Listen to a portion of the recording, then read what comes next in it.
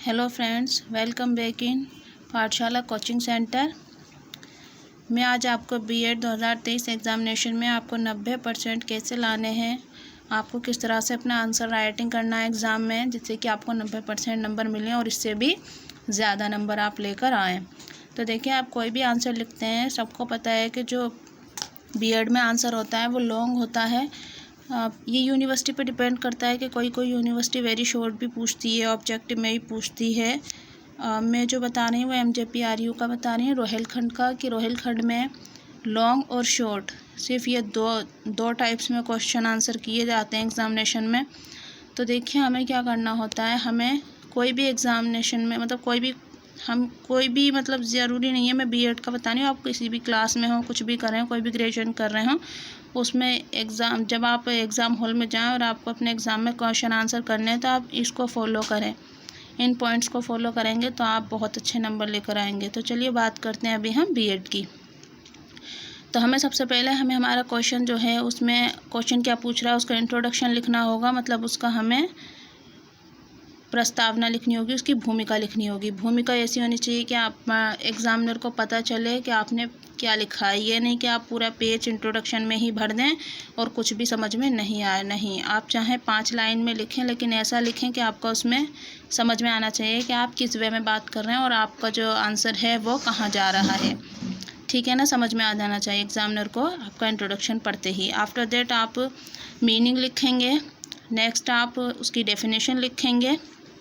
उसके बाद में आप ये देखेंगे कि आपका जो क्वेश्चन है एग्ज़ामिनर ने पूछा क्या है, उसने पॉइंट जो भी पूछा है आप उसको एक्सप्लेन करेंगे पॉइंट्स में या पेरा में। पेरा ऐसा होना चाहिए कि 3 से 4 लाइन का आपका पेरा हो गया, फिर आप पेरा को चेंज करें। आप पॉइंट्स जब लिखते हैं तो पॉइंट्स में आप छोटे छोटे स्टार बना करके लिख दें, या फिर इस तरह से सर्कल बनाएं और उसको डार्क कर दें, ऐसे लिख दें, या फिर इस तरह से एरो बना करके लिख लें। वैसे सबसे बेस्ट है कि आप छोटा सा एक स्टार बनाएं और अपना पॉइंट लिखते चले जाएं।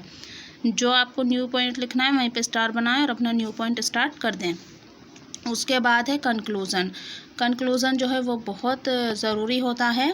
कंक्लूज़न ऐसा होना चाहिए कि 3 से 4 लाइन में ही आपका जो आपने ऊपर सब कुछ लिखा है अपने आंसर में, वो सारा निचोड़ आपकी कंक्लूज़न में हो। तो यही चीज़ें होती हैं जो आपको पूरे नंबर दिलाती हैं। और देखिए नोट, इसमें क्या है, आपको जब आप ये पॉइंट और ये पैरा लिखेंगे ना, इसी में आपको क्या करना है, डायग्राम या चार्ट बनाकर अपना जो है आंसर वो एक्सप्लेन करना है। तो मैं नेक्स्ट वीडियो में आपको डायग्राम और चार्ट बनाकर किस तरह से आप अपने एग्ज़ाम में आंसर को प्रेजेंट करेंगे वो मैं आपको नेक्स्ट वीडियो में लेकर आऊँगी।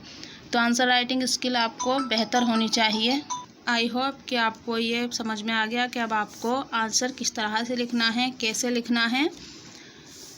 नेक्स्ट ये देखिए, एक और पॉइंट है, ये यूनिवर्सिटी के अकॉर्डिंग सबसे पहले आपको क्या करना है। ये तो मैंने आपको बता दिया कि आप एग्ज़ाम में अपने जो आपका एग्ज़ाम में आंसर लिखने का तरीका है वो आपको इस तरह से फॉलो करना है। अब ये देखिए, ये आप सभी यूनिवर्सिटी के लिए हैं। यह यूनिवर्सिटी के अकॉर्डिंग आपको सिलेबस और आपका एग्ज़ाम पैटर्न जो है वो आपको पता होना चाहिए। ठीक है, पहले आप अपने जिस यूनिवर्सिटी से भी आप बीएड कर रहे हैं उसके अकॉर्डिंग आपको आपका सिलेबस पता होना चाहिए, आपको आपका एग्ज़ाम पैटर्न पता होना चाहिए। मतलब कि आपको किस तरह से वो आपकी यूनिवर्सिटी एग्ज़ाम करवाती है, लॉन्ग में करवाती है, वेरी शॉर्ट में करवाती है, या फिर शॉर्ट में करवाती है, या फिर ऑब्जेक्टिव में कराती है।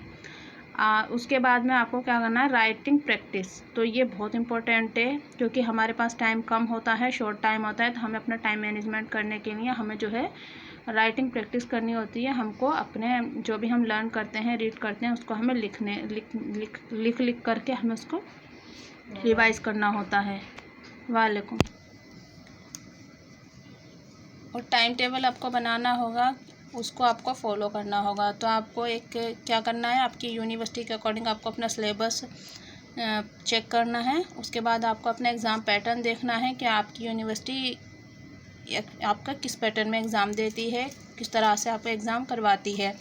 उसके बाद आपको अपना जो भी आप लर्न करते हैं वो आपको उसकी आंसर राइटिंग प्रैक्टिस करनी है, क्योंकि जब हम लिखते हैं तभी हमारी राइटिंग जो है वो स्पीड अच्छी होती है।